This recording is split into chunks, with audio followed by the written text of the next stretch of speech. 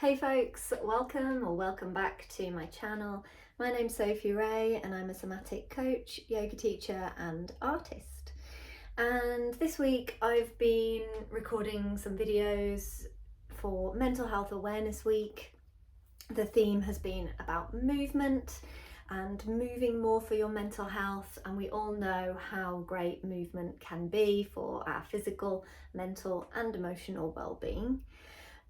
And I've been coming at it from a somatic coaching perspective, and the people that I support who might have chronic pain or fatigue, people who have depression, anxiety, and what that can kind of do to you, what that kind of means in terms of movement, because it's not always that easy to just get up and move when you are in these various different states, and when you feel like your body is kind of giving up on you, which isn't the case.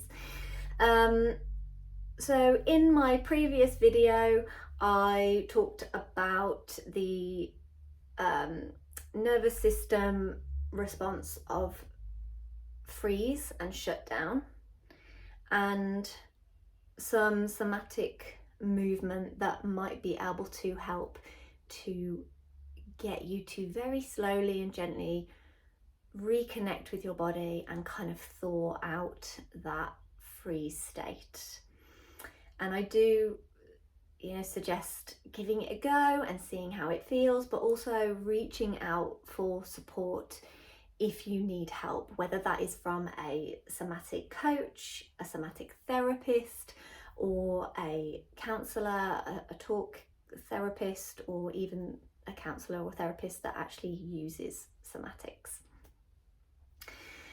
So in today's video, I wanted to talk about the other nervous system state, which is fight and flight, fight or flight.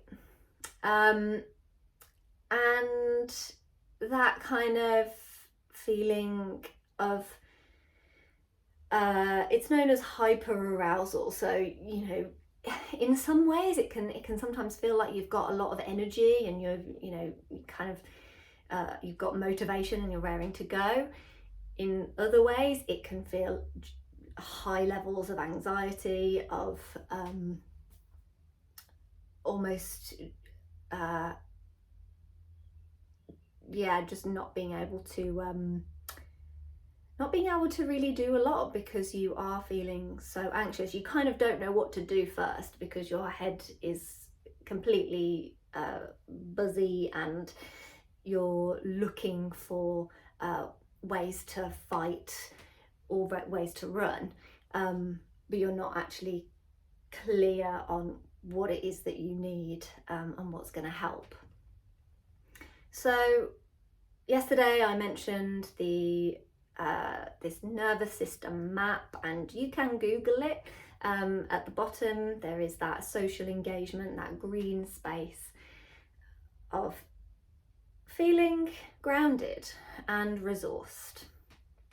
And then the next stage up is an orange space. It's like a traffic light system.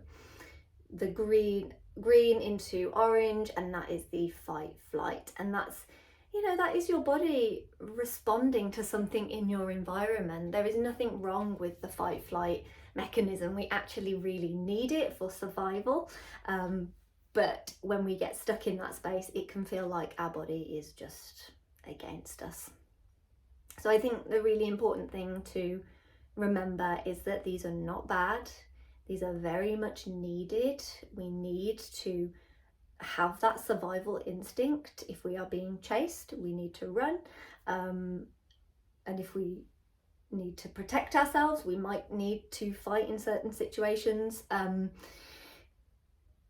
But yeah, I'm not advocating fisticuffs, but I hope you get the gist of what I mean by that.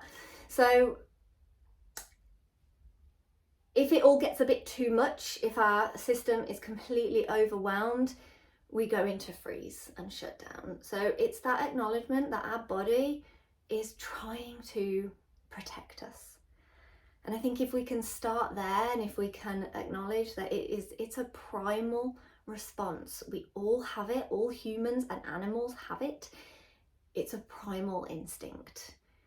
And in our hectic lifestyles, modern lifestyles, where we are being bombarded by stimulus constantly, and the kind of lots of messages, and that expectation that we have to reply all the time, and work pressures, money pressures, family pressures, there's lots of different things, and it will be different for everyone. But if you think about your life jar and the amount of stuff that is being piled on, it can be very, very overwhelming.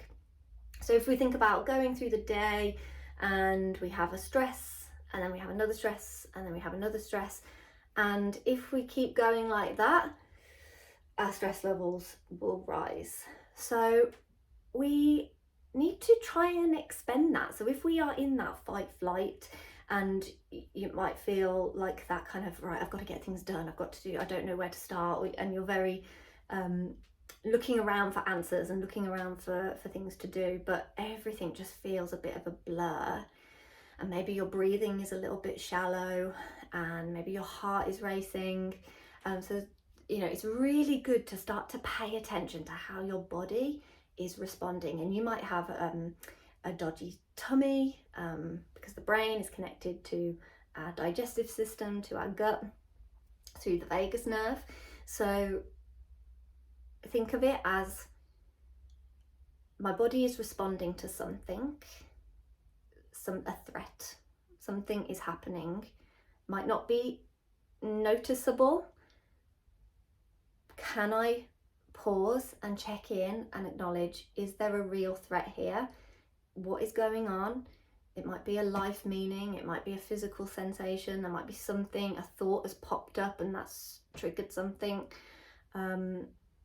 And the state of our nervous system impacts the stories in our mind. So when our body isn't feeling safe, we will start to think lots of maybe irrational thoughts. And yeah, that's kind of where our mindset plays out, of low self-worth, or I've just completely lost that train of thought, but anyway, we'll stick with it. So I want to make this not a very long video. So what movement could we do? So if we were in fight or flight, when we were in freeze and shut down, it's this very, very small movement, because we might be completely frozen. So what movement very slowly can we bring in to start to connect to body and to breath? And some nice deeper inhales into the belly, into the ribs, into the chest, and lengthening out the exhale might help. So with fight or flight, if we think about hyper arousal, this excess energy, now it can be a fine balance of trying to expend that with some fast movement, and actually tipping over too much and then overloading the nervous system and getting more overwhelmed. So this is why somatically, a somatic approach, we have to keep coming back to, how does it feel in my body? How am I resonating with this? What is going on? What are those sensations that I get when I'm feeling stressed, when I'm overwhelmed? Are they showing up? So for me, I know when I'm stressed, I tense my stomach and I get this holding right here above my belly button, and I know that I'm holding my breath. My breath is very shallow. So I know that I have to try and relax my stomach. I might even have to lie down and lie on my back and let my stomach relax, and see if I can breathe into my belly. So if we wanted to do some movement to kind of shift that excess energy, I would recommend, and this is going to be different for everyone, and this is an exploration, it's a suggestion, and I really do invite you to try it and see what happens. This is not a given that it works for everyone. We all have to take accountability for ourselves, try things out, and be able to say, no, that didn't work for me, I need to try something else, and that's fine. So, but for me, grounding, because when we are up here in our heads and we've lost that connection to our body and our inner wisdom, how can we bring everything back down and feel more connected in our bodies and to the earth? So I like to step my feet just a little bit wider. Sorry, I was going to do that and I forgot. Lower the camera. So nice bend into the knees, and then shifting from foot to foot, really feeling the heaviness in your legs and through your feet, and noticing those parts of your feet that connect to the floor. So maybe spreading the toes, seeing if you can feel your pinky toes pressing into the floor, and the big toes, all of your toe tips in between. And maybe there is a breath into the belly and letting it out through the mouth. And just before I did that, I exhaled, and that was my nervous system actually going, because I'm showing up on camera and I'm talking, and my nervous system is going, oh, I feel really nervous about this. I feel this isn't my comfort zone. Now that I've started to bring a little bit of movement into my legs, my body is starting to go, okay, this is all right. Starting to activate that parasympathetic nervous system. Now, how about bringing in a little bit of movement into the arms? As you breathe in through the nose and out through the mouth. And noticing, where is it that you might be holding that tension? Where is it that you might be holding that stress or that anxiety? And you can start to move into those areas. I feel it around my shoulders.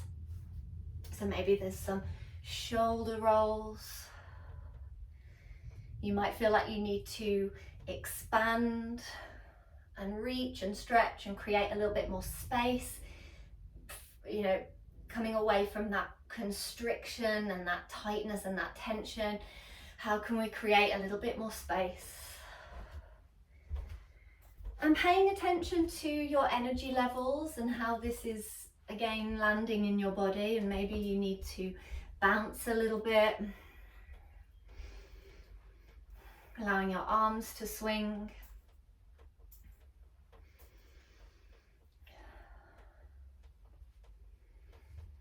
There are lots of different movements that we can make, and these are literally just the tip of that iceberg. Those movements, you know, thinking of some quite natural, quite primal movements. Dancing is a great way of expending that energy. Putting your favorite song on that lifts you up.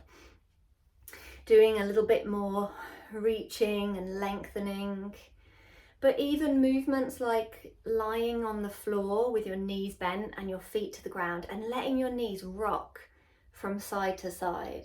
So especially if you hold tension in your stomach, letting your knees rock from side to side massages out through the digestive system, through the belly. And if you start to connect with your breath, it doesn't have to be sinking breath and movement. It just, starts to let everything settle down. But equally, going for a walk is great. Getting outside, looking around at your environment, sensing the air on your skin. If it's a sunny day, sensing the sun and the warmth on your skin, listening to the birds, noticing how it feels to put one foot in front of the other, and maybe you let your arms swing. Changing your environment is a great way of shifting your nervous system. So there are lots of different ways, and this is, as I said, literally just kind of a little sprinkling, and really we have to try things out and see what works. And one thing might work on one day and then it might not work another day. So it's really about trying to pay attention to what your body is saying to you.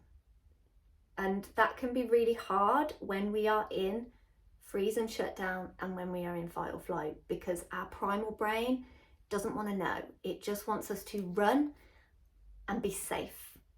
So that is why when we pause and when we, maybe bring a little bit of movement in and connect back somatically, and we use our breath, we can start to actually acknowledge, is there a threat? Am I safe? What is safe in my environment? And if you aren't safe, yes, maybe you do need to run and get out. In our modern society, there are stressors all the time, and they are, but our body really feels it. It might be a little stress, like somebody said something to you at work, and that causes your nervous system to go, and that's not, that isn't, I'm not putting that down if that happens to you. Like, I'm a really sensitive soul, so I will take things to heart. But how can we acknowledge that shift, and what do we need to do to come back to our baseline of safety, our green space where we feel resourced, we feel grounded. And this isn't about being calm all the time. We know that our nervous system needs to do its job and move through these 3 states. We don't want to stay there. So when we know, okay, everything's fine, how can I come back to this space? What do I need to do? So I really hope that this video is useful, and thank you for watching.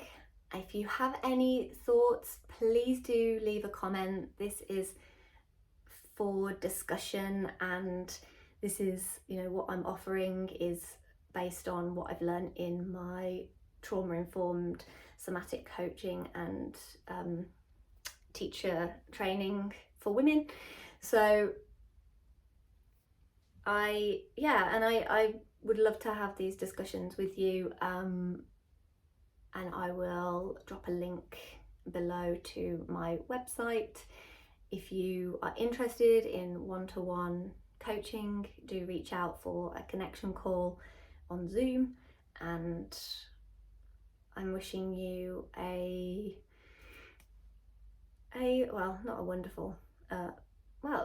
wonderful mental health week, safe, gentle, curious mental health week. Now my nervous system is going, okay, get off. Thank you so much, everyone. I'll see you soon. Bye.